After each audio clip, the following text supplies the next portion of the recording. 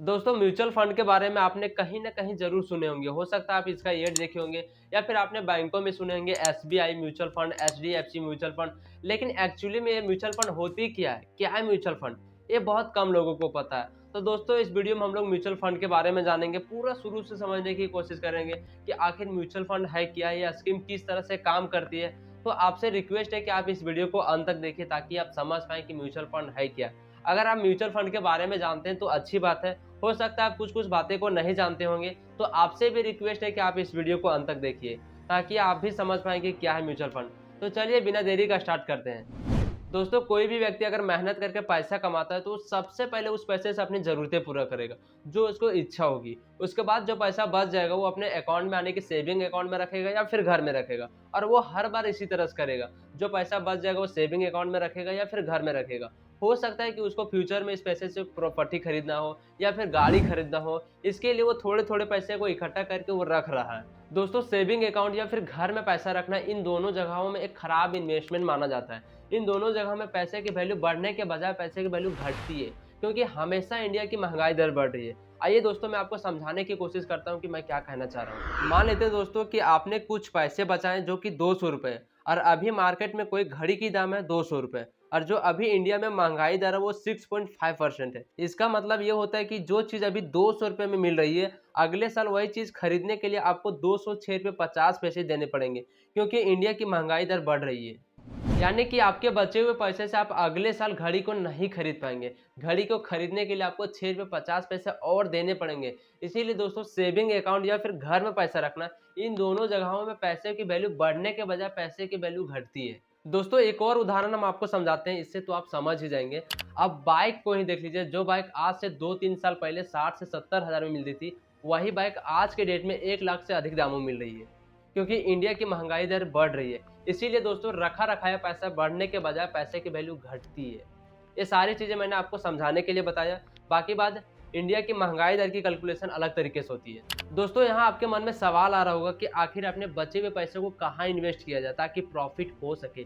तो दोस्तों इंडिया में 4 जगह इन्वेस्ट किया जाता है। पहला सेविंग अकाउंट में, दूसरा एफडी जिसे फिक्स्ड डिपॉजिट कहा जाता है, तीसरा गोल्डन सोना खरीदने में और चौथा प्रॉपर्टी खरीदने में, ज़मीन खरीदने में, घर खरीदने में। और एक और है स्टॉक मार्केट। अगर आप ज़्यादा रिस्क लेना चाहते हैं तो स्टॉक मार्केट में भी इन्वेस्ट कर सकते हैं। दोस्तों किसी भी इन्वेस्टमेंट में 3 तरीके होते हैं। पहला रिस्क, दूसरा टाइम और तीसरा रिटर्न। रिस्क आप कितना रिस्क उठा रहे हो, कितना रिस्क ले रहे हो सकता है पैसा डूब जाए। मान लेते हैं दोस्तों आपने किसी जान पहचान को ब्याज पर पैसे दिए हैं और वो आपको पैसा रिटर्न ना करे तो वहाँ भी रिस्क है। या फिर आपने घर में भी पैसा रखे हैं तो चोरी होने के चांसेस है, तो वहाँ भी रिस्क है। दोस्तों इन्वेस्टमेंट में रिस्क हर जगह होता है, कहीं पे कम तो कहीं पे ज़्यादा। ये आपको डिसाइड करना है कि आप कितना रिस्क लेना चाह रहे हो। कम रिस्क मतलब कम मुनाफा, ज़्यादा रिस्क मतलब ज़्यादा मुनाफा। दूसरा मैंने आपको बताया था टाइम।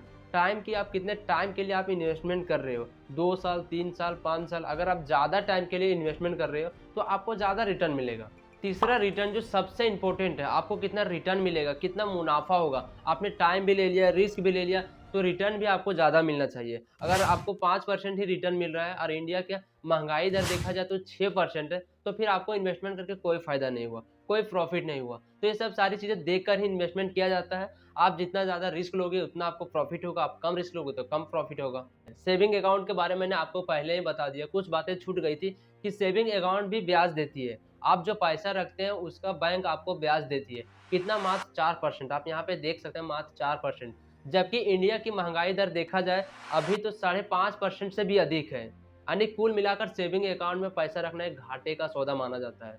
यानी कि सेविंग अकाउंट सिर्फ़ एक लेन-देन का अकाउंट बन के रह गया। आप जब चाहे पैसे को निकाल सकते हैं, जब चाहे पैसे को ट्रांसफ़र कर सकते हैं। दूसरा मैंने आपको बताया था एफडी जिसे फिक्स्ड डिपॉज़िट कहते हैं। यहाँ भी आप इन्वेस्ट कर सकते हैं। इसमें बहुत ही कम रिस्क है। आपको कुछ टाइमों के लिए पैसों को फिक्स करना होगा और उस टाइम से पहले आप पैसे को नहीं निकाल सकते। लेकिन सेविंग अकाउंट से ज़्यादा आपको यहाँ पे ब्याज मिलेगा फिक्स्ड डिपॉज़िट में 7 से 8%। तीसरा मैंने आपको बताया था गोल्ड खरीदने में। गोल्ड खरीदने में भी रिस्क है लेकिन रिटर्न भी ज़्यादा है। अगर आज के डेट में आप गोल्ड खरीद के रखते हो, संभाल के रखते हो तो आने वाले समय में रिटर्न भी आपको ज़्यादा मिलेगा।